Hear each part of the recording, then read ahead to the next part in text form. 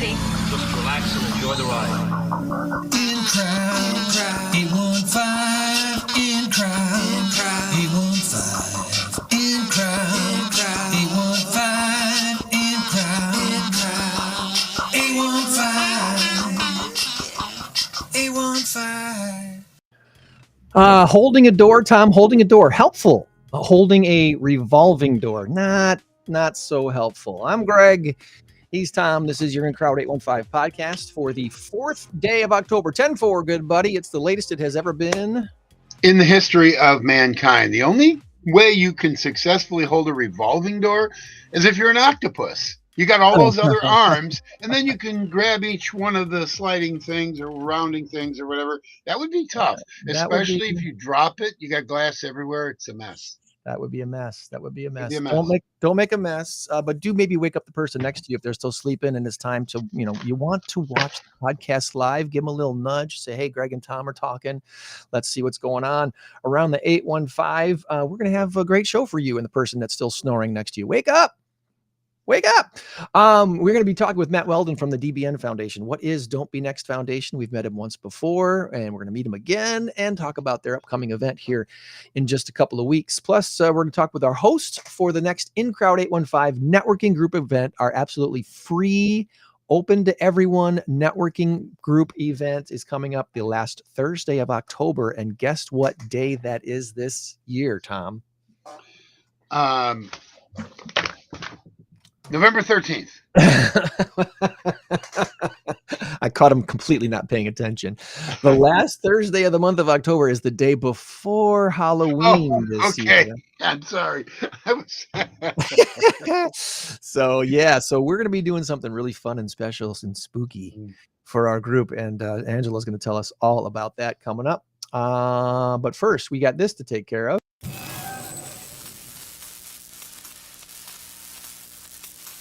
As Veda comes walking back in the door and keeps opening my door that I just closed. Our current race to 10 has me in the lead by a score of 1 touchdown to a field goal and a safety. 7-5. Our big number of the week this week, 110,000 is the answer. Delivery or dinosaurs. After last week, I was seriously thinking about valking away from this competition here because you put a fake word in there. So Yeah. Or be it for me to have a little fun with this game, Tom. Okay, fine. Touche. Whatever. This week has 2 real words: delivery or dinosaurs. And you know what? You sent me your guess already. Oh, there it is. You sent me your guess already. Everyone else can put their guess in the comments and let us know.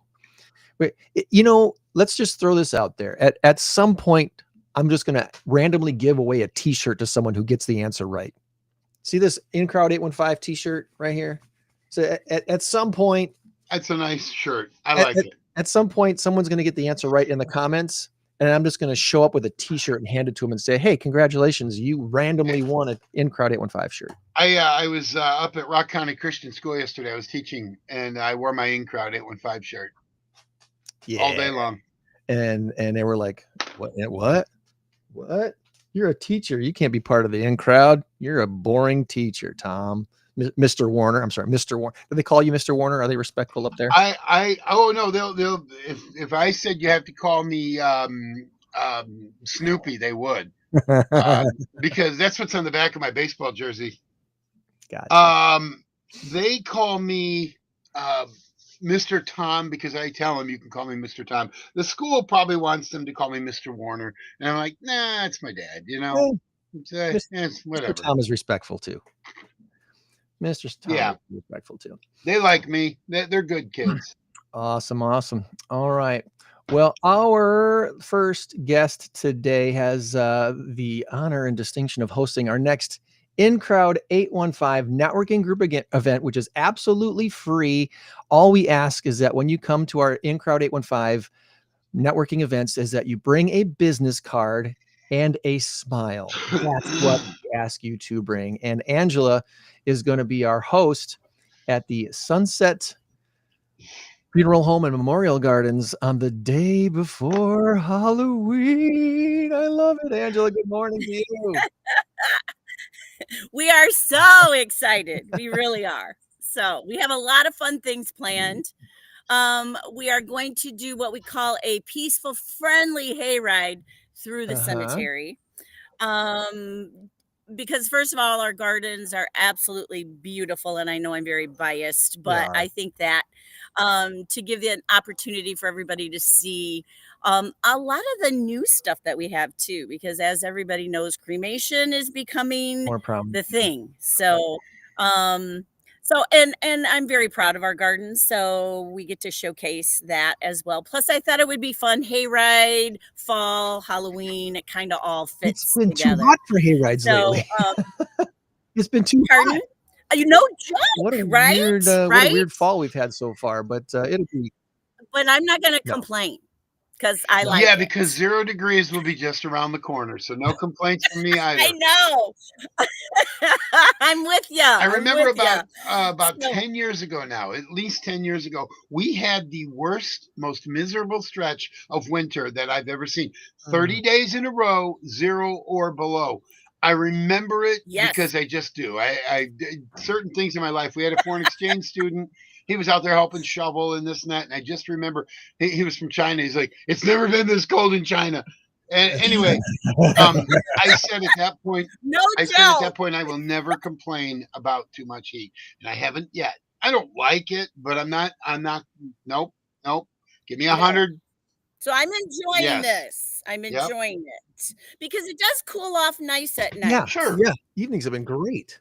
So I'm And good. everybody has I'm air good with conditioning. it. Just go inside, change your shirt because it's undoubtedly sweaty, and just sit in front of the air, watch a little TV, and enjoy.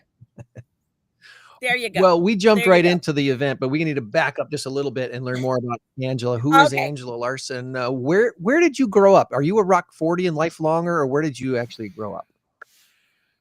I'm Parkinson. How do you define Parkinson, Angela? Well, this is the deal. My dad's from Arkansas, so I'm proud of it. But I grew up in Okay. Loves Park. My mom is still in the home that I grew up in. Wow. Graduated from She's a Harlem High School. Husky. And I live right next to it. It's Yes. over here. So I did move away for a while. So I did get to experience life a little bit different, but came back because mom and dad are here, and as they're aging, it's our job to help take care of them. So back here now, my kids are here, my grandkids are here, and unless I win the lottery and can scoop them all up and take them with me to Knoxville, Tennessee, I'm going to be here for a while. What's You know special what? about Knoxville, Tennessee, other than the fact that it's Tennessee and Tennessee is cool? I lived in Tennessee for a while. Each one of my kids are born in a different state, which I thought was cool because, in school that you have to go around and introduce yourself and where you were born. And I always thought it was boring that I was here. So each one of my kids are born in a different state. And Knoxville, what I love about Knoxville is it has the 4 seasons, but you don't get that bitter cold. And the fall there is absolutely gorgeous. It's just breathtaking. So yeah, You've had that mine. conversation with my wife before, because my wife's the same way. Her brother was born in California, her sister in Florida, and she was born here in Rockford. So My wife was born in Las Vegas. It was quite a gamble from what I gather. Thank you, Carol. Oh I was born in a state of confusion. When I was born, my parents said, "What is that?" They were confused. Poor guy. I know. Poor guy. No, poor parents. They're the ones that keep me covered at the mall every day. So you were a Harlem Husky. What did you have a claim to fame in high school? Was there anything that was like most likely to, and Angela's name was tied to it? I was Miss Young at Heart in There 1982. you go. There you Wow, go. cool. Stash, the crown, the whole deal. Give us the wave. Do you have the wave down? Welcome, Oh, look at everybody. that. Look at that. Look at that. Nice, Here we go. nice. So after high school, tell us a little bit of career capsule. What led you to eventually find yourself at Sunset Memorial Gardens there? Okay, well, after high school, back in those days, a lot of people got married, started a family, so that's what I did. Ended up the reason that I traveled is my ex-husband was in a field that we traveled. And so uh, I was an at-home mom. Enjoyed that and was very thankful that I was able to do that till the kids went off to school. When we moved back here, uh, I started off at Aldi Foods as a manager. That was one of the hardest jobs I've Oh ever my. had. I did not have to diet because I worked so hard. I had muscles because you do the stocking, you order the truck, you run the banks, everything. Um, so then from there, I went into banking and I started off at Amcor Okay. Bank. And it is still near and dear to my heart. You It was such a you wonderful learned some interesting organization. lessons at Amcor Bank. I did. I opened up the first in-store bank Okay. that was in um, it was the Highlander, North Main. Okay. So we were open 7 days a week. And I absolutely loved it. And the mentorship that I had at Amcor was absolutely wonderful. And I learned so much there. And then I stayed in banking for quite a while. Then I answered a blind ad for a sales and service manager. Okay. When they called me and they said it was a funeral home, I said, "Oh, I'm I'm way too I'm loud for that. I'm a little much for Your everybody for honesty that." won them over, Angela. I can tell you right now. Well, when I went and I listened to what the position was, it made total sense to me. We work to get people prearranged before the time of need. Right. And honestly, that's the fun part of our job because we get to talk to people about what they want to do and how they want to do it. It's better than sitting in a room with a family that has no money and nothing has been No direct. prearranged. That is one of the most heartbreaking things that we encounter. Yeah. And I've been there for now 13 years. Yeah. I absolutely love my job. I love the people that I work with. They're so dedicated to getting everything right. And I'm not saying that we're No. perfect because we're human. But if it's not right, we Yeah. make it right. And I've seen it happen. I mean, I've seen us give away a funeral because something happened that was unforeseen. So I know that we have integrity. We do it with dignity, and that is our brand is dignity. Um, and honestly, I would have never thought this, but people that come to us become kind of part of our Oh, yeah. family because their loved one is in our Yeah. cemetery. So if their marker needs to be lifted, they come in, have a cup of coffee, we do a maintenance request form, you know. It is very fulfilling. And I see myself Yeah. retiring there. And I'm not No, no. retiring. Why would you? You continue to help people and you don't have to stock shelves at Aldi Yeah. anymore. So you're doing just fine. Right. You're doing just Right. fine. And I get to wear nice clothes That's and, right. you know, And everything. you So share yeah. not all funerals are traumatic experiences, but many are. So you share a traumatic experience with a lot of people. Like you said, you become family. You become connected in a special way. You do.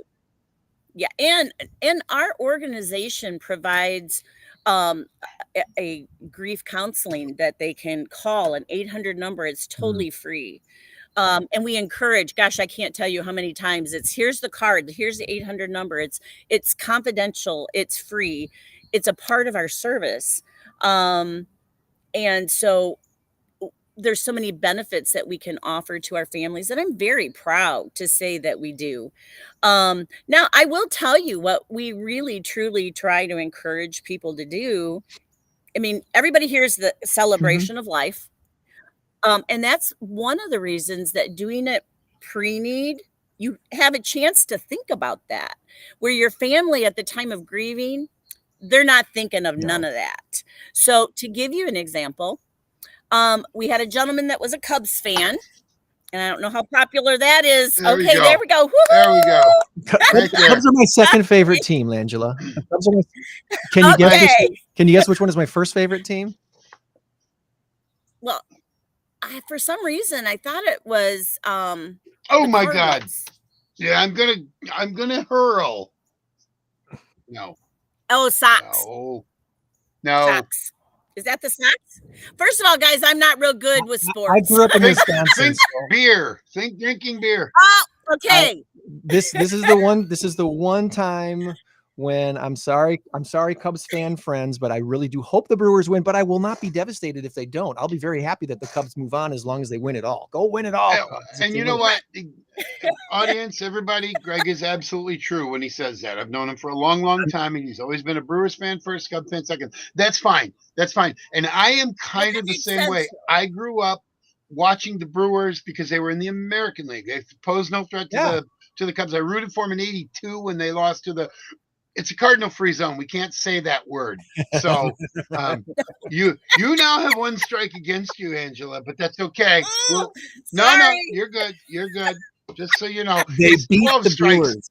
It's The 12 Brewers from strikes the and you're only out. So World you got some leeway there. The only World Series the Brewers ever made it to, they got beat by the Cardinals. So Yeah. oh, All right. Ooh, so that that is hurts. painful. That hurts. I'm sorry. Yes, exactly. Sorry. Exactly. Well, this gentleman was a diehard. So, and he was cremated. We set up the chapel in a ball diamond. His ashes were in the center, and everybody wore Cubs clothing, and they had hot dogs, peanuts, There and you go. popcorn for the There gathering you afterwards. go. And we sang "Take Me Out to the Ball Game" out at the Praise. gravesite. Yeah. And the music went out, so we had to do it a cappella. So anyway, and there are so many different ways. We actually took the hearse around the speedway for one of the drivers that we took care of. So there's so many different ways that you can celebrate your loved one, and I really encourage that, because honestly, and when I meet with somebody, I say, I'm going to be honest with you, the service isn't really about you. It's about your loved ones. It's about your loved ones celebrating you and what you have brought to them and what you've brought to this world. And everybody has left a mark. And so it helps with that closure. My dad passed away in June, and his celebration was a celebration. We had everybody laughing and crying. And he was a huge music fan. He sang his whole life, and he was in quartets. He recorded his own music. Wow. He was singing at his own funeral. At first, I thought it was a little creepy, and it was very comforting that day when my dad was singing.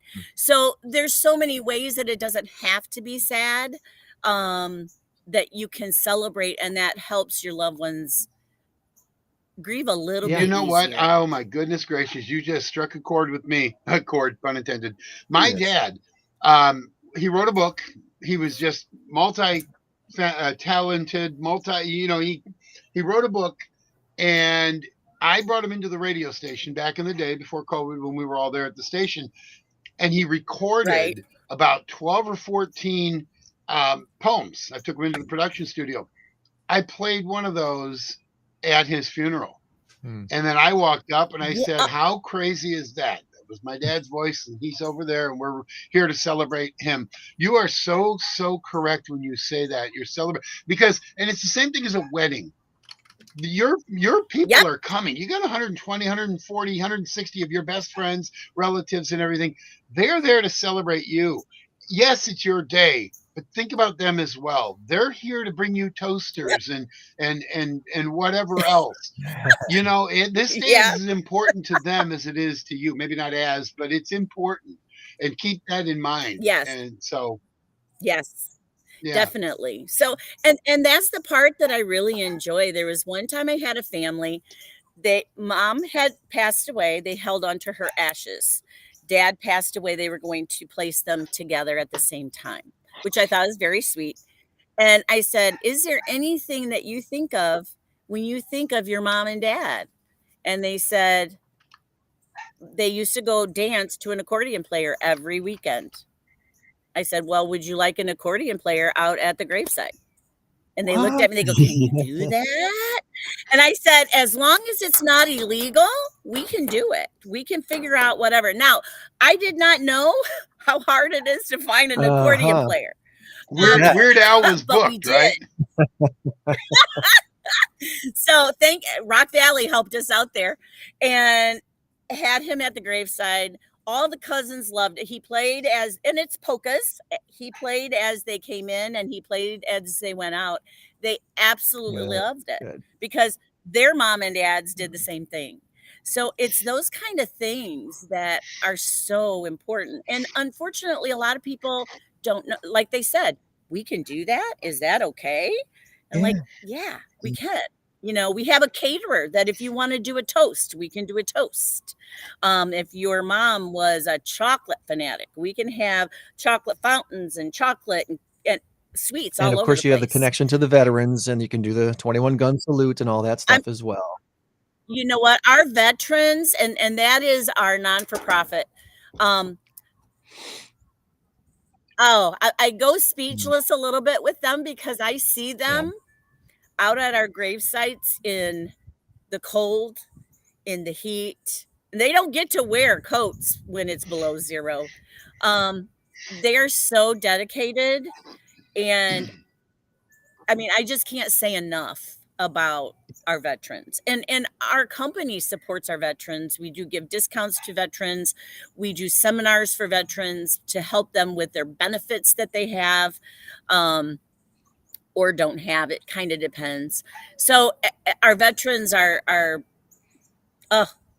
we love them to death. Yeah. And so they are a part of our event and they will have a table there for information and and they'll have somebody speak there as well. So our veterans are a big part of My what we do. my So father-in-law's ceremony out there at Sunset, he served, and that was all well done. And then my friend Gloria's, when her husband Frank passed away, I was there for that. And same thing, the service members sacrifice to be there to make sure that the yes, one who's passed on is honored properly is just highly.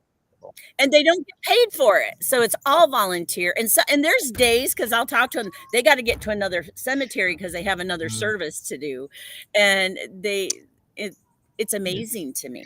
And so yeah, I'm very proud to have them a part of our team. And we're also FYI, they are doing trunk or treat. Okay. And we are collecting candy for that event as well. So everybody can bring a bag of candy. Well, that might be a little bit late for the 30th, but because it's probably before then. So, but you can drop by a bag of candy. And so yeah, it's I'm really looking forward to having our community at my home because I'm there more than I Right. am at my home. Yeah. So I'm very excited to welcome the community in. Well, the in crowd event that's coming up on October 30th is in a way, it's one of our typical networking events. In a way, it's not one of our typical networking events, because one of the things we've really tried to do these last couple of years is find ways to make each event something unique about it. What it might be is, anything. It could be anything, just to add a little wrinkle, a little something that maybe people haven't done before. And thankfully, when I approached you with this idea, you were like, "Greg, that's a great idea. Let's go for this. Let's do this." You didn't even hesitate. You were like, Oh, I was excited I'm from the so happy get-go. that you jumped on board with this. And so this is our event. I'm trying to find a great screen that'll make this look as best as we can. Our event is being hosted by you at Sunset on October 30th, the day before Halloween, on a Thursday night, 5:30 to 7:30. Tell us a little bit again about what we can expect for at least 2 hours, and maybe a little bit later if things kind of go a little later. I tend to have things go later because I want to have fun, and I plan on it that night. So we will have food. We will have a hayride through the cemetery. We are going to have tables for information. We have Haven Network, which I did not You know just met him about. at the wholesale payments event at Chilango's in September. Yes. Yes, and Yeah. wonderful ladies. They're going to have a table. For those of you that don't know, that is a hospice for Yeah. babies, and I'm very excited. So they'll be there for information, because I want to get information out to our community about the veterans, about what we do, about not Who Haven, Haven Network. Yeah. Just for reference. So we'll have information. We're going to have a punch card that you go around to each table. You get a punch, then you get a prize at the end. So yeah, it's I gonna did the be same fun. thing 2 or 3 weeks ago. I said, "Now it's Who Haven. You guys are the ones that rescue the animals." I know, and I feel so bad. Yeah. I'm sure I they feel get that bad. all the time. Yep. As we always say, you don't have to come and stay for the whole 2 hours. If you can only come for 20 minutes, come for 20 minutes. You know, some people can't get there at 5:30. That's okay. Get there at 6. Whatever. Some food, some beverages, a chance to meet some new people, and one of the things too that is really important when it comes to business networking is the idea of showing up and keeping showing up. You know, you meet somebody once. I've run into this, especially. Obviously been doing this for 15 plus years now of networking like this, 20 plus years, actually, probably, if I'm being honest. You meet people once at a networking event, and they feel like if they shook hands with a dozen people, they met everybody and they're done. And that's not how it works. That's not how it works at all. People do business with people that they like, know, and trust. And sure, they might have liked you when they first met you, but did they really get to know you and trust you yet? No, not Right. one visit, one meeting does not make a trustful, No. well-known interaction there. So keep coming back, keep meeting new people, and getting to know the people you met last time. It really does make a difference in your business. And you know what? I understand we want to have immediate success. We want to have immediate results with return on our investment, right? That's the big deal. What's my ROI on spending time with a networking group? Well, your ROI is usually more long-term investment than short-term investment when it comes to networking, and it's better, deeper, stronger return on investment than just the flash in the pan stuff that says, "Hey, here's my offer. Great, someone saved me $50." And next week I already forgot about them because there's no relationship there. Right. There's no relationship there. So keep coming back, keep meeting the people that you met before, getting to know them a little bit better. I always say, until I've formally met someone twice, I forgive myself when I forget their names. I forget names all the time, and I know. I'm sorry, unless you're wearing a name tag, you know, you're going to have to forgive me for not remembering that you're what your name is. And I've called Jason Justin tons of times, and Justin Jason tons of times, and at least I got the J right. Come on, give me some credit, right? Yeah. He still calls me Tim, and I've known him for 20 years plus. Hey, my daughters get called Sydney is Stephanie, and Stephanie is Sydney. So I even, that's just how it is. Come on out. It's absolutely free. We are a no membership networking group, and there is no fees to join. There's no cover charge at the door. You're welcome to come. We ask that you bring some business cards and a smile, and we kind of say that jokingly, but we mean it actually. You know, we really just want kind-hearted, nice people to come and join us at our networking events. Pass out a few cards, drop one of them in the door prize bucket, because we normally have something fun or cool to give away. So Angela's already telling you she's got some great prizes at Chilango's with Michael Ruffcorn's event with Wholesale Payments. Yeah, and I won. You won the big basket. Did the candy make it home? Yeah, but it's not here no more. That's awesome. And the blanket was a hit. So good. So yeah, we have a lot of fun with that. So come on out and join us at Sunset Funeral Home and Memorial Gardens, November 30th, the day before Halloween, last Thursday of the month for the Autumn Open House, and meet the folks at the VFW Post 9759 of Loves Park.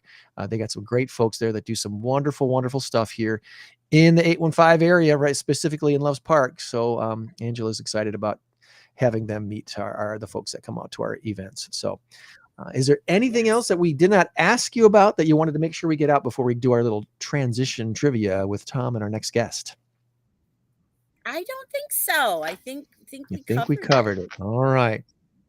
But I could go on and on and I on, know. but we don't have that amount of time. Well, let's do this and play a little bit of Tom trivia time. Matt, get ready.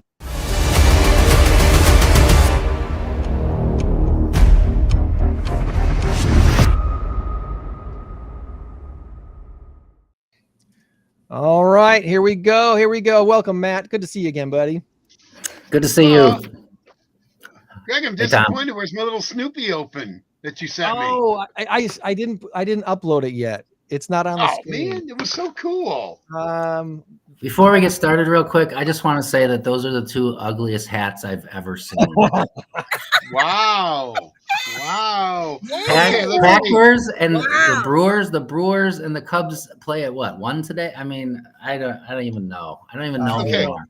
Hold on 1 second. I got to do some math. Matt Weldon -5 points on trivia. You can put me down for -100. Those hats are burning my eyes. Okay. But check this. Oh, wait. I got to do this. My left hand doesn't work. I am so glad the Brewers went back to these logos. I saw that. Do I get some grace for this? Right. Yes. Okay. All right. Go Cubbies. I got to ask you. I digress. Sorry about that. No. I got to ask you a real quick question. Craig Counsell, you in or out on him? I think he's overrated, to be honest. But yes. Namaste. I bow to you. Absolutely. What has he won as a manager? I don't. He's never won anything. Right. You're going to see, and I'm a Cub fan. I love my Cubs, but I didn't even watch Game 2 because I was disgusted with Craig Counsell. He doesn't know how to manage. He brings in pitchers. What did he do? He takes Jamison Tyone out in the 4th inning after pitching 4 beautiful innings, 2-hit ball, and he brings in Ettridge or whatever. I don't know. Andrew Kittredge. And then he brings in this guy, and then that guy, and then this guy, and then Daniel Palencia for the 5th inning, and you had no closer now. We should have lost that game. He plays those stats. Cyber. You can't do that.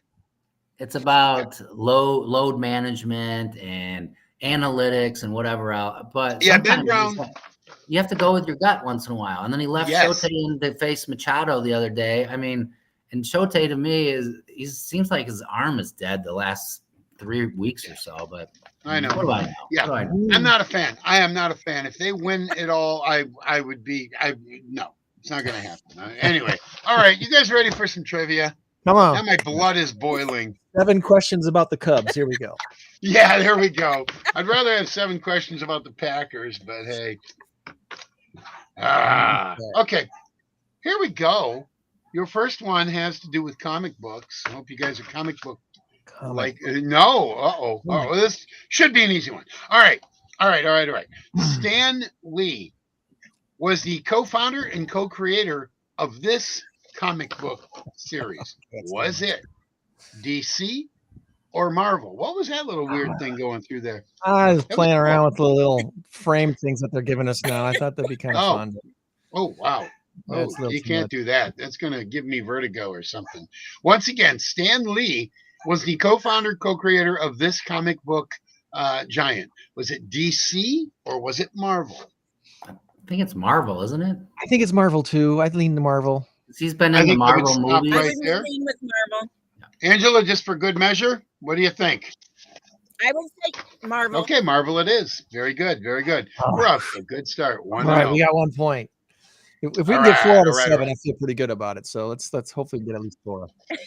All right. So Tonight Show, late night talk show host Jimmy Fallon succeeded Jay Leno in 1992.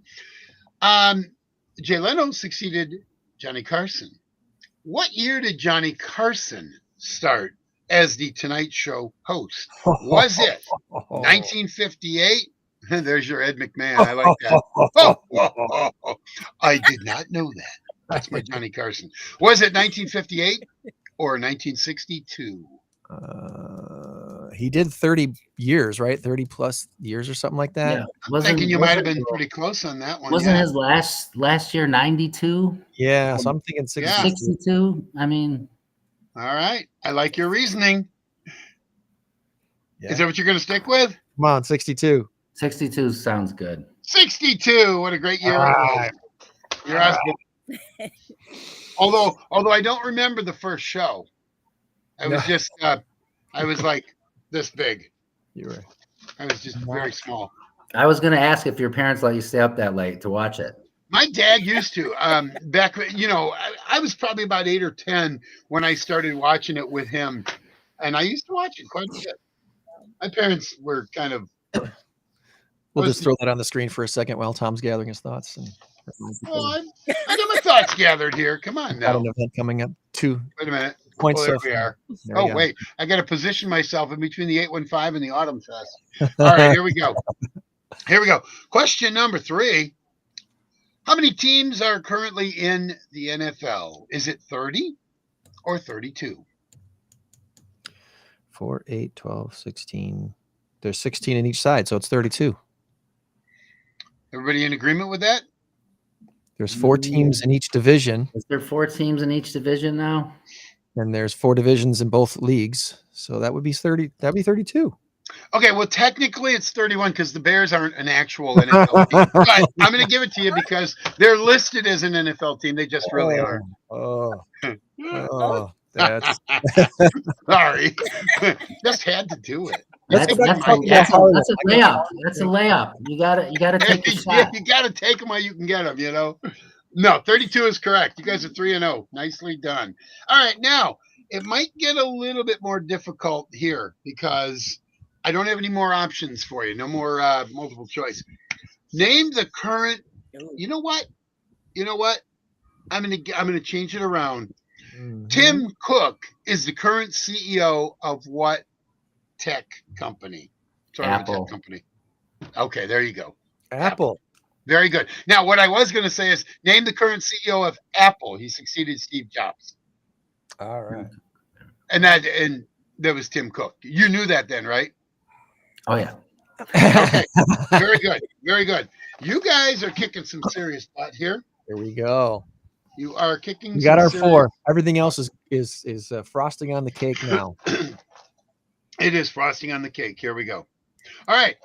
What is the name of this TV sitcom about a newsroom starring Candice Bergen? It ran from 1988 to 1997 and for one season in 2018, an ill-fated comeback. What was the name of that TV show? Oh gosh. Oh, I know It this. did air on CBS. Yep, CBS. If that I think it was helps. on like Was that- Monday nights. Was she Murphy Brown? Yes. She was Murphy Brown. Yes. Yes. So that was the name of the show, right? Murphy Brown? This is the name of the show. No. Yep. Yes. No. Murphy Brown. Murphy Brown.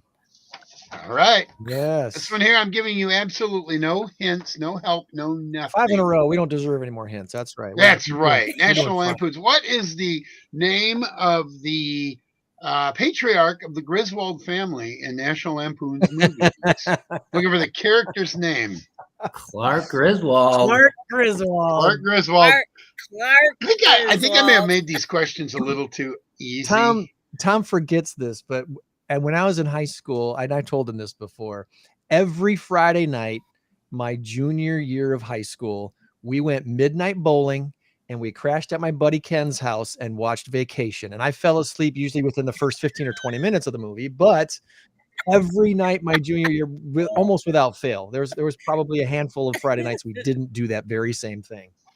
One of my favorite quoted lines is from European Vacation. Hey, look, kids, Big Ben. Hey, look, kids, Big Ben. Hey, look, kids. I love it. I love it. Yeah. And of course, the billboard was pretty cool too. I'm kidding. Never mind. All right, final question. This is for all the marbles. This is for 7-0. 7-0. Here we go. This is maybe easy, maybe not. It's Rockford trivia. When did East High School and West High School open? What year? If you need options, I will give you options. East High Jeez. School and West High School opened in what year? Back in the 60s, right? Well, I'm going to give you I'm options. gonna say 50. I just read a book about the West High Warriors basketball team. Okay. Yeah, they won back-to-back 55 and 56. Right. So that's why I'm thinking maybe 1950 or in the 40s, maybe. I don't know. Ooh. Okay, well, your options are, I'm going to give you two options, 1940 or 1948.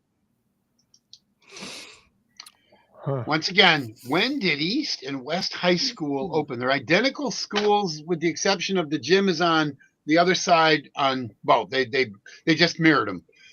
When did East and West High School open? 1940 or 1948? I don't know. Flip a coin. Our Harlem Husky alum over there is going, I don't care. Boo on those Warriors and E-Rabs. Boo.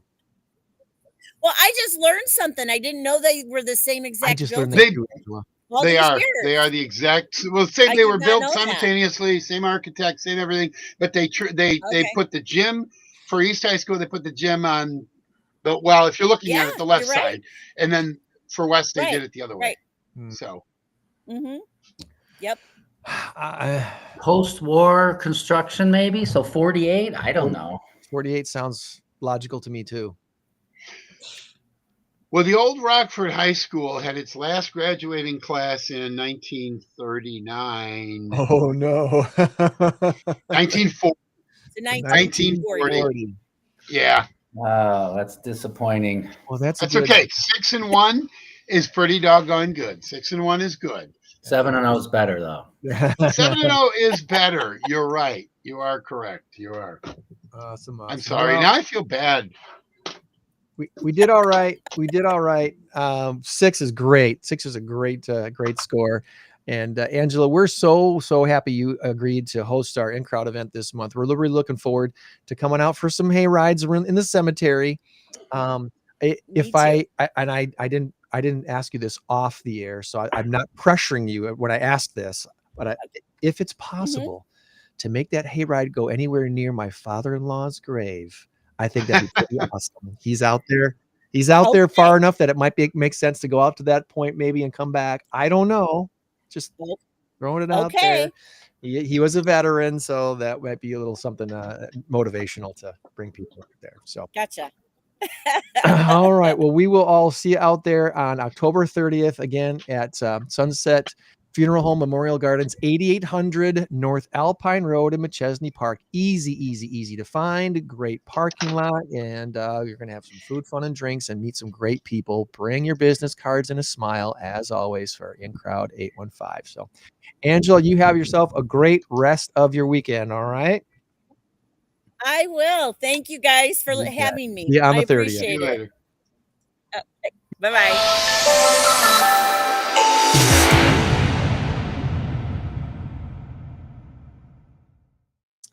All right, and that brings us back to Matt, who's a two-time guest here on the In Crowd 815 podcast. Whenever someone agrees to come back, we know we're doing something right, Matt. So thank you so much for agreeing. Thanks for the invite. I appreciate it. Absolutely.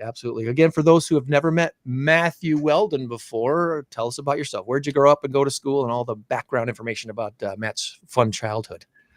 So I grew up in Rockton, the Orwellian community, as I like to call it, and graduated from Hononegah, 1991 graduate. Historically, probably the best graduating class that's ever came out of Hononegah, but I mean, undeniable, pretty sure. It would have been much more Orwellian if you'd have graduated in '84, but hey, I'm just saying. True. But no, it was cool growing up in Rockton back in the day because that was a much simpler time, and we'd leave the house at 8 a.m. and come back at who knows what time at night, and there wasn't a lot to worry about. We just went outside and either played baseball or basketball or football or built forts or did whatever and caused trouble, and we we had a great childhood growing up in Rockton, and it's I don't want to get off on a tangent here, but it's kind of sad with what's going on with kids nowadays. I don't want to sound like that get off my lawn guy, but they just don't have the experience of bonding with your friends outside doing stuff all the time. And I know there's exceptions to that, but it just seems like with tablets and iPhones and iPads and everything else, there's not enough bonding amongst kids. And I think everything's organized. And that kind of ties into how the DBN started, but I can get back to that in a couple minutes. But so graduated from Hononegah and went to the Harvard of the Midwest, Eastern Illinois University. You've probably heard about it. It's a football factory. A lot of people don't know that there's a lot of quality football players that have come out of Eastern. There's a Tony Romo, Jimmy Garoppolo, just to name a couple players. But Mike Shanahan, the old coach of the Broncos, was an Eastern guy. Sean Payton is an Eastern guy. Really cool. The old coach for the Vikings, Ray Childress. I don't know if you guys remember that guy. Ray Childress. He was an Eastern guy. So I mean, we've done all right for a small school. So and then graduated from there, and there's about 7-8 of us thought that we should keep the good times rolling, and we moved up to Chicago, moved into an apartment in Lincoln Park, and did that for 7-8 years and had a great time, single and fun and no responsibilities, and living 3 blocks from Lake Michigan, and having Cubs season tickets, and doing guy stuff, and it was good. But then then people started kind of getting picked off, as I like to joke about, and getting married and moving to the suburbs. And then by chance I ran into somebody from high school when I was back in Roscoe visiting for a weekend, and it was this girl from high school, and I'm like, is that so and so? And the next thing I'm moving back to the area, and had started a family, and it was good. And I've been in wealth management for 24 years, and I actually sold my practice last August. And I like to say retire, but that's kind of I'm only 52, but I really wanted to get into things that I was passionate about, and the DBN's one of them, and then helping people with addiction issues, because I've been in recovery for 8.5 years now, and I think part of my job as somebody in sobriety is to kind of give back to people that are struggling, and trying to help them any way that I can. So big part of keeping you on the right path, isn't it? Helping others and right. It really is, because when you are able to help someone, it reminds you of where you were and where you are now. And it also reminds you that you can go back to that place in a blink of an eye. And, that's not something that I'm interested in doing. No. But, the DBN was founded by, at the time, 7 of us that have known each other since kindergarten. And we were on the golf course about, 7, 8, it was probably longer, maybe 10 years ago. And we said, hey, you know what? We should try to honor Craig and Patrick, 2 of our friends that passed away way too early. What do you guys think?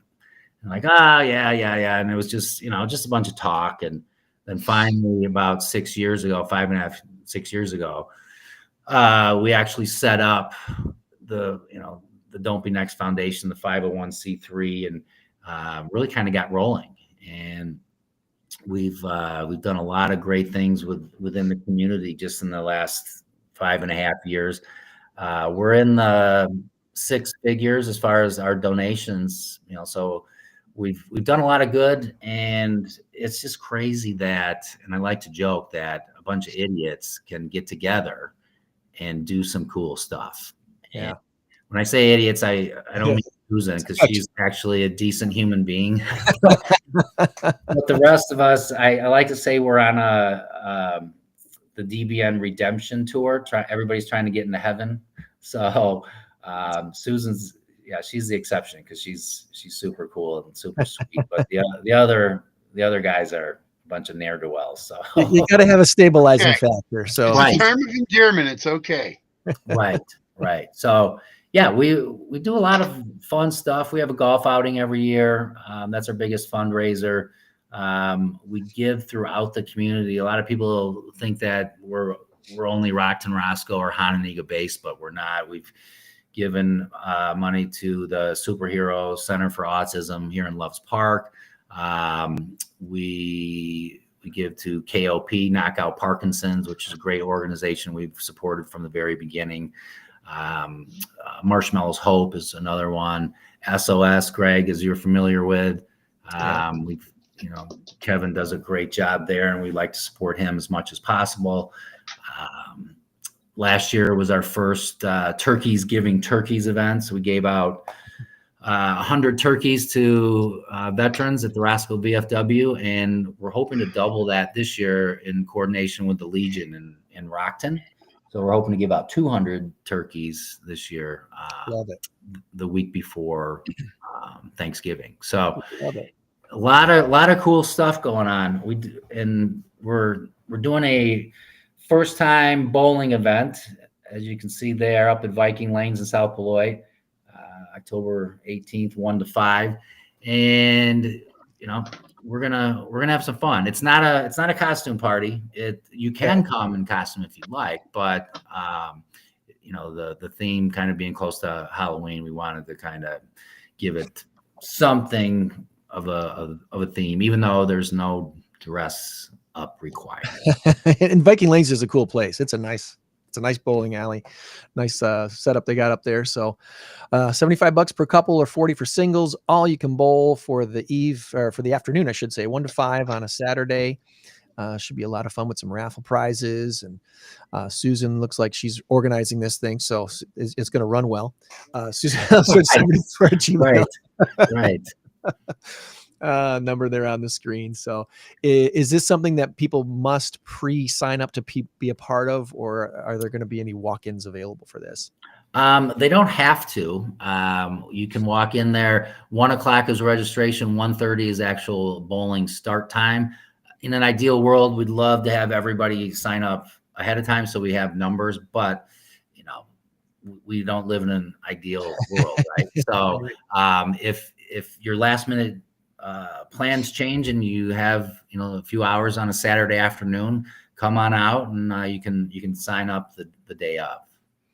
We've done bowling events for Ski Bronx and Rock House Kids and all these and a few different other organizations around here, and it's really a fun way to mix and mingle with people too, because unlike golf, where you're out with a foursome and you're just with your foursome and you meet the whole sponsors, but you don't meet really other golfers until the end of the event. Bowling, you're all kind of more mixing and mingling a little bit more. You're in a closer quarters situation. It's right. I find it just as much as I like golf, I find the bowling part of it more fun for the networking and social aspect of the event. So I hope people come out and again, meet some new people, see some like-minded folks who want to support a great organization. And if somebody wants to help with this event, are you in need of any kind of volunteers, or are you still looking for donations or anything like that? We don't need any volunteers, so to speak, but we're always open, and it's on the website, don'tbenext.org. If you got any feedback or you got an organization that you think might need some help, feel free to email one of the board members or reach out, because we're always looking to give to organizations that are in need. And we try to do more locally based rather than the corporate, conglomerate, if you will, charities that are all over the United States and the globe, basically. Mm-hmm. We're trying to do some of the local things, which I think, the grassroots places that really started on their own and have grown. And what we want to do is, help them going forward. So, but yeah, as far as volunteers, I think we're good there. But we're always looking for like, baskets or gift cards or whatever your business or organization would be willing to give, because we are, like you said, we are doing a raffle, and we've got gift baskets to raffle out and give away. So always can get more. You can never have too many gift cards or gift baskets to give out. Absolutely. Well, it's a Saturday, just a couple Saturdays away. What's today? The 4th. So yeah, 2 weeks from today. 2 weeks from today. And if you're watching this the day before or the day of, still get out there, go out and enjoy the fun time out at Viking Lanes on a Saturday afternoon, October 18th. Anything else, Matt, that we want to make sure we talk about this time before we let you go? I think we covered most of the bases, but in case we missed something, anything you want to tell us to touch base? I don't think so. I mean, speaking of hats, I do have. There we go. Look I at do that. have the DBN Foundation hats. They're available if you would like to get one. Just contact me directly or one of the other board members, and we can get you one of those. But no, I think we covered what we wanted to cover, and we really appreciate you having us on, because what we try to do is build momentum, because we're not going to be able to give $100,000 checks out right now. Right. Eventually, maybe, but if we can build momentum and become known in the community, that helps. Real quick story.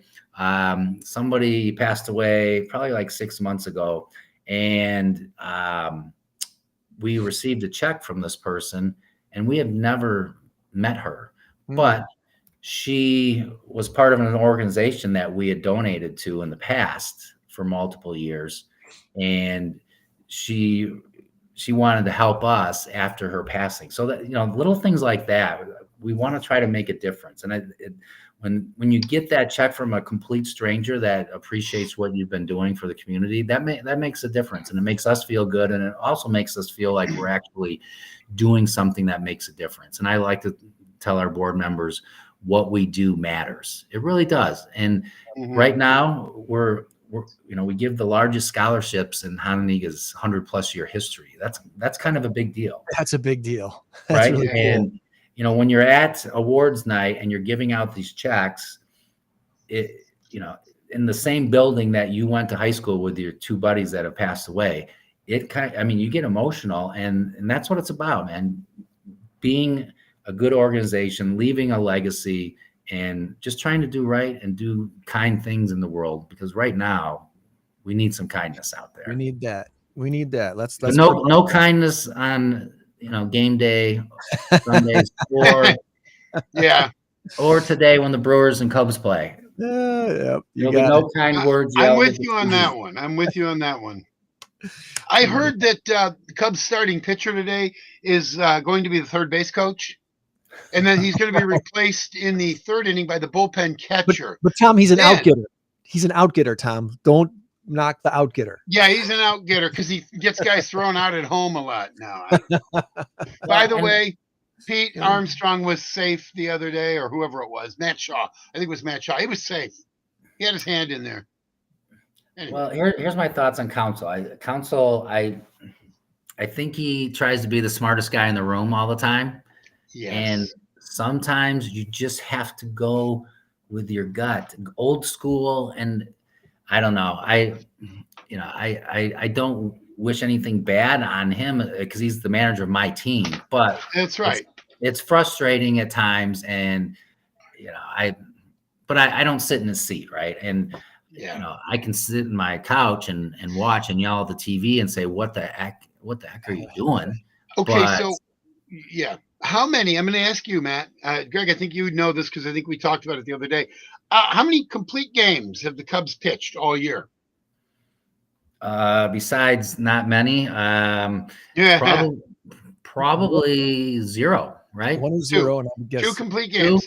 But which very much surprised me. Very much surprised me. Out of 162 games. Who was that? I have no idea, but I do know this. Ben Brown had a no-hitter going into the 8th inning. Oh, right. He pulled him. This was April, May, whatever. It's happened for Matt Boyd. Matt Boyd. Matthew Boyd. Yeah, I knew Matthew. If you had said Matthew in my head, I'd have got Matthew Boyd. He had a no-hitter combined, and then he brought Ben Brown in the 6th inning. Ben Brown pitched a good 6. So into the 7th inning, we had a no-hitter going. And then we ended up losing the game. That was that 3-0 game to the Orioles or something. And we ended up losing 4-3. Anyway, it blows my mind when I think of what he does with a pitching staff. But the other perspective is, if you've noticed that in the last X amount of years, the Cubs have always, not always, but they seem to bring in reconstruction projects on the pitching side, because if you look, most of those guys have had Tommy John at some point. So I think Council maybe gets the word from Jed Hoyer and says, hey, we got to try to preserve these guys as long as possible. So if you can limit the innings, that'd be great. I think the analytics shows Tommy John surgery improves guys pitching like 9 times out of 10 or something like that. It's kind of crazy. It's kind of wild. But the longevity on those guys is limited. Yeah. It's not, it's not like the old days, and I don't, again, be that guy, but you see like crazy stats about like Nolan Ryan and innings pitched and complete games, Fergie Jenkins. I mean, it goes on. And those guys never had arm trouble, right? Yeah. Like they might have had dead arm once in a while, but they never had all these surgeries. And it's crazy, but it goes back to the velocity that these guys have now. There's just too much wear and tear on the arm, and they have to get it repaired, or it's just going to be a complete blowout for the rest of their life. So they might have 4 or 5 good years in them, and that's it. But now with the money that they're making, they can, retire essentially. Back in the day, guys were working part-time jobs in the off season because they weren't making enough money after they just pitched 350 innings for, a season or whatever. So. Okay. So the Craig Counsell thing, I'll give you this much. Greg, you made a good point. You both did. But here's my thing. I go back to when he managed the Brewers. I think the happiest day in Brewerland was when Craig Counsell signed with the Cubs. Like, wow, okay. Now we can finally win a playoff series. We'll see what happens in the next week and a half. Because he did that same thing the last few years where he starts his relievers. I don't understand it. I get it. If it works, it's great. He's genius, but it doesn't really work. It almost didn't work the other day. They ended up winning the game, but they probably should have lost it. He had Daniel Palencia, your closer, come in the 5th inning. Then you had Matthew Boyd come in a dirty inning, which is always a bad thing. And he got the last out. And then you had, I can't remember, I believe it might have been Kittredge pitching the 9th inning, and then he ended up having to replace him and bring in somebody else, Brad Keller, maybe, I don't know. Anyway, it's just like it's musical pitchers in the 9th inning, in the 8th inning, 7th inning, and now you're starting the game with oddball configurations. And one final thing, please send Ian Happ to the Florida Marlins or Siberia or somewhere. No. I'm telling you, when you sit there and you look, left-handed usually, and you look at a called third strike, and then you turn to the other and go, where was that pitch? Well, you know what? It was right here in the little box. You have 2 strikes on you and 1 or 2 balls. You do not let that pitch go. I don't care how good you think your eye is. He strikes out on a called third strike all the time. Seiya Suzuki does it. Ian Happ does it. Pete Crow Armstrong does it. Kyle Tucker does it. Dansby Swanson does it. I can go on. They have called third strikes. It's the worst thing you can do in baseball. You have to protect the plate. If you can't protect the plate, you're going down. Go grab some bench. And oftentimes you've got guys on second and third, and all you need is that timely little base hit. Or if you have 1 out and a guy on third, get the ball to the other side. You score that run. Craig Counsell does not know how to manufacture runs. And that is the demise of the Cubs. And I'm sorry to say it. I'm a lifelong Cub fan. I keep doing that. There it is, right there. The mirror thing drives me nuts. Anyway. So what you're saying is that you'd like a little more contact out of your lineup. I want these guys to protect the plate. If you see a pitch and you think it's borderline, but you don't like it, foul it off. I've played baseball most of my life. I know how to foul off a pitch. You just simply, push it that way or push it that way. It can be done. These are major leaguers, and they can do it. Look at their best contact hitter, Nico Horner. That's what he does. He has the longest at bats, like pitches per at bat. That's right. And he was second in the National League in hitting this year, which is crazy to me. That second he batted 297, and Trey Turner was that 305 or something. Yeah, it's crazy. He used to have 347 winning the batting title. Right.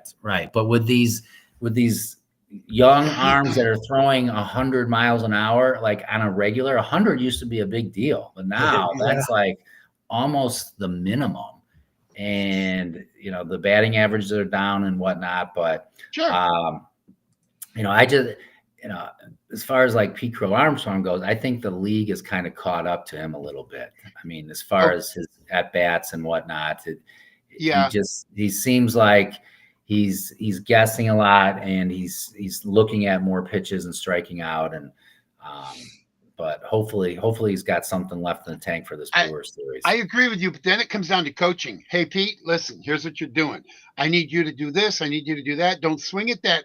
I call him Javi Baez Jr.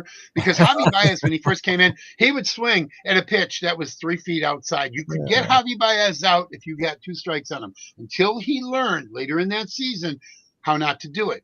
Then he became a tougher out. Pete Crow Armstrong has digressed. He had a killer month of May, a killer month of June, and all of a sudden he kind of fell off. You are correct. They have caught up to him. The coaching has not caught up to him. He needs to be coached. And part of that coaching is to say, Pete, recognize that pitch when it's coming in high. He's swinging at it, and this ball, the catcher has to go up like this to catch it, and Pete Crow Armstrong is out. I will give him credit. He doesn't take a whole lot of called third strikes, and if he does, they're usually pitches that are kind of borderline. I'm still upset by it. You have to fight it off, and he's one guy that can do it. Their coaching is not. Kyle Tucker's a great example. Kyle Tucker went through Don't get me started on Kyle Tucker. I just had this conversation.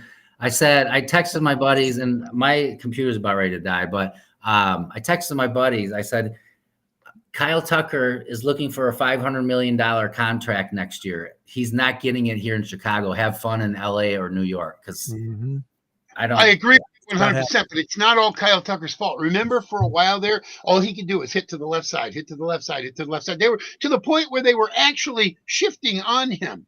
And sure enough, he was in like an 0 for 30 slump or whatever. But Craig Counsell looks at the sheet and goes, well, I know he's 0 for 30, but he's 15 for 23 against this pitcher a lifetime. Yeah, but Craig, he's 0 for his last 30. Something's not right. Whether it's here, whether it's here, I don't know where it is, but he's 0 for 30. We need to sit him for a little bit. And sure enough, he comes up and doink, bats into a double play. Ball game. Yeah, don't get me started on Kyle Tucker. But anyway, my computer is like out of juice, so I don't want to be rude and just like my screen goes blank. But well, thanks for hanging out with us. I hope you have a great event October 18th, and hopefully we can make it up there too and support what you're doing. So yeah, that'd be great. Thanks again. Good to see you guys. All right, buddy. God bless you for what you're doing, buddy. We'll see you. Thank you. Go Cubs.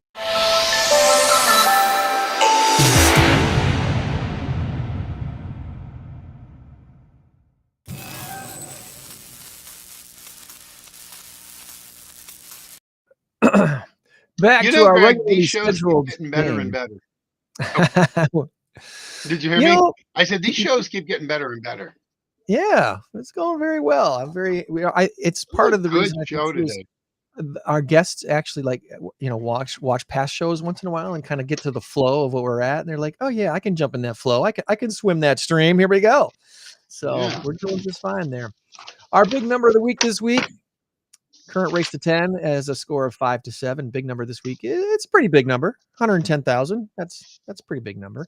Is it delivery or dinosaurs? And Tom sent me his guess. I may be kicking myself, but hey. Did you send me your guess, listener? Did you send me? No one on Instagram did. We're on all these different platforms, and we only, just a reminder too, We see comments if they go on Rumble, on the YouTube channel, or the main Facebook In Crowd 815 podcast page. Those are the places where we actually can see comments post up. The other places we don't see them till later. So just so you're aware. But our big number of the week this week, 110,000. It's a pretty rare opportunity right now, Tom, to own a life-sized, lifelike dinosaur that can move and can screech. There's a New Jersey theme park called Field Station Dinosaur. They're selling off over 30 of their animatronic dinos. They're on Facebook Marketplace. You can look this up. They're closing their doors in November, but you're going to need a really big yard. And I hope you're going to need a big checkbook too. The park's executive producer, his name is Guy. He told NewJersey.com that a few $1,000s will buy one of these things. Most of them are going for about $2,000. There is a well-loved T-Rex that's going for $2,700. But hey, if you got an extra couple grand and you want one of these life-size dinosaurs in your yard, check with your HOA first. But yeah, they're available. 110,000 is going to take my point right there. UPS delivery vehicles on the road worldwide, ranging from bicycles to cars to tractor trailer trucks, total 110,000 UPS delivery vehicles. Wow. I wonder if that number is going to start depleting with Amazon having their own delivery trucks now and other services. I don't know, but delivery's here to stay. I think it's still a great business model, right? Well, you've got FedEx, you've got Amazon, you've got UPS, you've got, there was another one too. Whatever. DHL. Well, DHL, yeah. But I mean, with all of the things that people are ordering online, I mean, my goodness, it's amazing. It's the grocery stores and the department stores and the shopping malls that are hurting more than anything else. So yeah, I was in the mall a couple times in the last week, and not necessarily to shop, but they have a kiosk at Cherryville Mall where you can turn in old cell phones. Oh yeah, and get paid for them. It's not very much, but it's something, right? It was kind of interesting to walk through one of the anchor stores. And granted, it was a random weekday, so it wasn't like a special sale day or a weekend, but it was just kind of like, wow, once upon a time, this place was a buzzing place pretty much every day of the week. And now it's almost a ghost town. Unless you need something today, are you going in there to shop or anything? I always lament every time I think about back in the day, and it wasn't that long ago, McChesney Mall used to have Olga's. It had Texas Grill. It had great restaurants that you could go in there and you could just wander through, and they had Praise and they had J.C. Penney Outlet, one of my favorite stores. My goodness gracious, it was such a fun thing to do as a family on a Saturday. And then they had the $1.50 movies at McChesney Movies. I saw so many good movies there. And now there's nothing. Burlington just moved. They moved to 173. Yeah. And so it's done. What'll become of that building? Is it destined to be demolished here in the near future? I don't think so. I think what they're going to do on the backside, there are 3 or 4 places.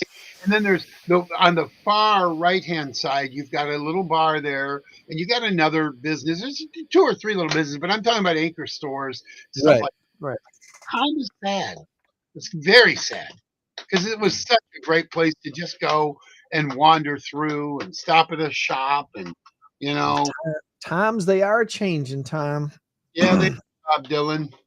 Times they are changing. That's what he was singing, in case you didn't understand what he was singing. Yeah. I think I wanted to just get a quick view of my calendar because I didn't write down my shout outs for this week. Shout out to our sponsors so far who are sponsoring teams in the Mass Karaoke Trivia Contest. We are up to 10 now, Tom. We only have 2 openings left to be in the Mass Karaoke Trivia Contest on November 13th. And shout out to Fresh Prince of Loves Park for being our latest business sponsor, sponsoring a team. Thanks to them. We have Les's Cleaning Service, Envoy Mortgage, ITAC, Title Underwriters, Medicare 411, of course, Iverson Painting, Four Corners Wellness, Weldon Electronics, Gemini Solar, all sponsoring teams playing for not-for-profits to win a $5,000 grand prize for their favorite not-for-profit. And we are so excited about this event coming up again November 13th, this time at Tabala. For those who have joined us for one of the first 2 events, we want to thank Hilton Garden Inn for hosting those. They did a wonderful job, and we loved that room. It was great. And I imagine we'll be back in that room again at some point doing an event of some sort, maybe even a qualifying event. Hint, hint, nudge, nudge, wink, wink, at some point. But we needed some more space. We're going to Tabala, and tickets, early bird tickets, save money on tickets. If you're not on a team competing, come and support the teams that are playing for this $5,000 grand prize. And you too could also possibly win $100 for yourself and $100 for your favorite not-for-profit. The ticket site that we're using to sell these tickets, Tom, I don't know if I explained this to you yet or not, but the ticket site that we're using to sell tickets to this event asks the ticket buyer which not-for-profit are they going to support. And all the not-for-profits show up on the list. So guess what? The team that's the not-for-profit that generates the most ticket sales for this event is going to win $500 right off the top. So they'll win before the event even starts. Wow, nice. That'll be fun. So come on out and join us on November 13th. Get your tickets early so we can count your ticket purchase as a vote for your favorite not-for-profit. Are we going to do the big giant check, the big cardboard check, and just write the name in at the end? I think we need to do that. Have them all pose with the big check. We are working on that. And all right. I think we got it. Together. So yes, absolutely. Anything else as far as shout outs go this week, Tom? No, not for me. I'm good. You are okay. We've done our sports talk. Packers didn't really do any Packer talk. We did a lot of Cub with talk. The week off. What is your thought on the Packers week off?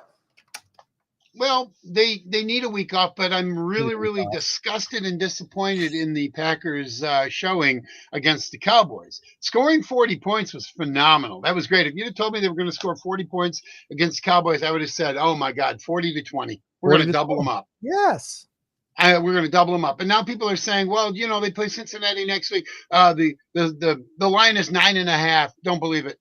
I'll believe it when I see it. When they win the game 30-13 or something like that, fine, then I'll believe it. But right now, I'm not sure what to think about these Packers. I'm just not sure what to think. They're still a great team, but I believe Matt LaFleur needs to change real quick or be gone. And one of the things that needs to happen is Rich Bisaccia, who's supposed to be the special teams guru. Yes. I'm sorry, no. When you get the field goal blocked, and I'm talking about the Cleveland game, because the guy on the end had 6 blocked kicks, that should have been your priority. Rich Bisaccia should have known this going in. Hey, that guy, that number 85 or whatever his number was, has 6 blocked kicks in his career. We need to make sure you put your tallest, most agile guy on him. Tucker Kraft would have come to mind. But Tucker Kraft, I don't know who he had blocking him, but you do not, I don't care if you have to tie his shoestrings together. You do whatever you have to do to make sure he doesn't jump, whatever. You hit him off the line so hard that he forgets his wife's name, and so he doesn't block the kick.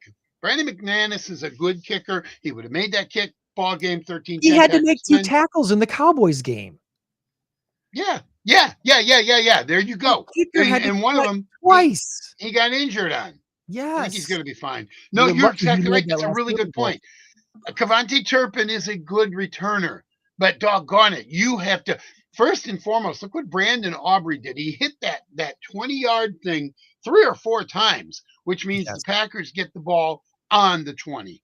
That is huge. It's a new ball game when it comes to kickoffs, and I like it. I'm a fan. Whereas Kevontae Turpin got 2 runbacks, both close to midfield. One of them, I think, slightly past. But anyway. It's the guy, I think it's the guy from Jacksonville who's got this knuckleball kick, and it's really hard for them to field. He's dropping it in the drop zone between the 20 and the goal line, and it's fluttering. It's not end over end. It's like side. It's really, really interesting and cool. I'm a fan. I'm a fan. Yeah, absolutely. So Rich Bisaccia probably needs to go. The other thing is Matt LaFleur keeps getting conservative. I was talking to my buddy who's a Bear fan. He says, "No, you're kidding me. No, he went for it, and the reason that strip sack happened is because he should have just kneeled on the ball. Okay, fine, whatever." So he doesn't make the best decisions, but for the most part, he keeps getting conservative. We had 4 minutes and 40 seconds on the clock. They had already scored a field goal. All we had to do was go down and kick a field goal to tie it. And Matt LaFleur said himself, "Well, if I would have realized, the urgency there, I would have sped it up," or something stupid like that. I'm like, "What are you talking about? You go down and you score a touchdown. You didn't have to worry about leaving them no time on the clock. Only if you kick a field goal. So you were playing to kick a field goal and to safely tie it up rather than go in there, balls out, and win the game." Boo. That's what they needed to do, and they didn't. They tied. That's great, but now we got that stupid blemish of a tie on our record for the rest of the year. I don't like it. We got to watch that on the screen for the rest of the year. Oh, it drives me nuts. That one tie. We need to eliminate ties in the NFL, and here's how you do it. When you're done with the game, you go 1 possession each. If you score a field goal and you score a field goal, we go into a second overtime. And here's what the second overtime is. You flip a coin. Okay, we're going to kick first. My kicker gets to kick a 25-yarder. Now your kicker gets to kick a 25-yarder. Okay, you both made them. Now my kicker kicks a 30-yarder. Now your kicker kicks a 30-yarder. Eventually, you're going to go back. And if we're at 45 or 50-yarder and my kicker gets it and your kicker doesn't, we win. If my kicker doesn't get it, your kicker does, you win. Yeah. If both of you miss, we just kick it again from that same thing. Just like eventually, absolutely. And the same thing they do in hockey as well. Eliminate ties, and the audience is in. I mean, they're like, oh, kick us up, and it's good. We just took the lead. We got 3 more points, blah, blah, blah, blah, blah.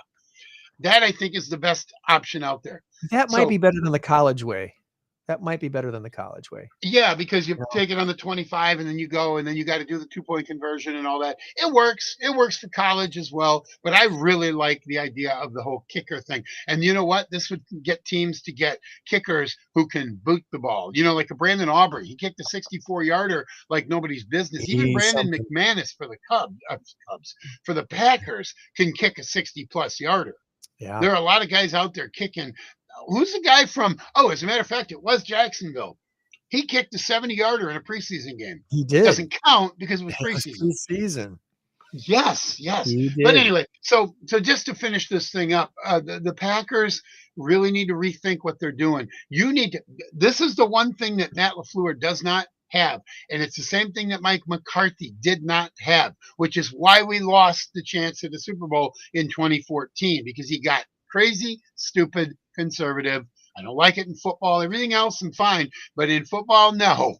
Or baseball, no. You go for it. You put your knee on their chest or whatever you got to do. You put the hammer down and you go win that game. And you win it with what got you there. Jordan Love was 31 of 43, 387 yards, 3 touchdowns, 0 interceptions, and a 118 passer rating. That was a stat line. How do you not win that game? How do you not win that game? But not only that, how do you, if you're Matt LaFleur, go, well, we're going to run Jacobs to the right, Jacobs to the left, stuck in the middle with you. And then we're going to run, and then we're going to be at a 3rd and 8. Guess what's going to happen on a 3rd and 8? The defense is selling out because Jordan Love in the previous game against Cleveland had 41% of his plays, his dropbacks, pressured. 41%. That's 4 out of 10 plays. He had somebody in his backfield, somebody named Myles Garrett, somebody named Grant Delpy, whatever. The Cleveland defense is good, so I'll give them a pass on that. But and Dallas didn't really pressure him as much. It wasn't crazy, but Matt LaFleur needs to trust Jordan Love a little more, because there's nothing worse than having somebody over your shoulder going, "Huh, what are you doing there? What do you got? You sure you did that right? You sure you did that right?" Nothing worse than that. And this is what Matt LaFleur is doing. Talk about micromanaging. I think he needs to go after this year. Even if we make the playoffs, which we should, but right now, Detroit looks like they're back on track. Detroit looks like they're going to go 13-4, 14-3. They look unbeatable. They really do. Yeah, we beat them. We kicked their butts. But whatever. They always say first game of the season is a liar. Maybe it is. I don't know. Maybe. Green Bay's going to be fine. I still think they're going to win 12, maybe even 13 games. But that won't be good enough to win that division. And then depending on who you play in the first round, you could be done. You could be one and done. And if that's the case, then I think it is time to for two heads to roll. Rich Bisaccia, if he's not already gone by then, and Matt LaFleur. I would have thought you may be a little bit crazy at some point, but him sticking with Bisaccia any longer is going to be maybe the downfall of Matt LaFleur. You got a great guy running your defense, right? Hafley's doing amazing things. Jeff Hafley. You got a great guy running your defense. He's going to be the next head coach of the Packers if you don't get things right on the ship here. Right. Here's the thing. You're exactly right. I like that, because I like the fact that he won't go somewhere else and come back to haunt us. Right. So. I do like Jeff Hafley. I think he's but I want somebody that goes for it. I'm starting to think that Dan Campbell may be doing it right. I've not been a Dan Campbell supporter for a long time. Write it down. He's just too big macho for me. We're going to run it down your throat and this and that. Well, maybe that is the right thing. But I'm going to tell you something about Dan Campbell. This is what's kind of changing my mind on him. One of his guys got injured the other day. I think his last name was Moore or something. He was a special teams player, I believe. He got injured, and they had to cart him off, and he's fine now. What Dan Campbell did, and I saw this on moving my camera there. Oh, hey, there we go. Woo, I got to pay for this ride, don't I? Okay, so one of the things that Dan Campbell did is he called, this is what I saw on YouTube, and I saw the video footage, so I don't think it was AI. He called both teams out onto the field, and they had a prayer vigil. Everybody got around him, and he was the one that organized it. God bless him. I'm telling you, I am now a Dan Campbell fan. If that is true, I am now a big Dan Campbell fan. I know, a complete 180, huh? I still don't agree with every decision he makes. I don't like it when you're 4th and 2 and you're going to go for it, and then you get a false start penalty, and now it's 4th and 7, and you're so ingrained and so dug in that you want to go for it again. I think that's a bad move. But you know what? If Detroit is going to win a Super Bowl, this is the year they're going to do it.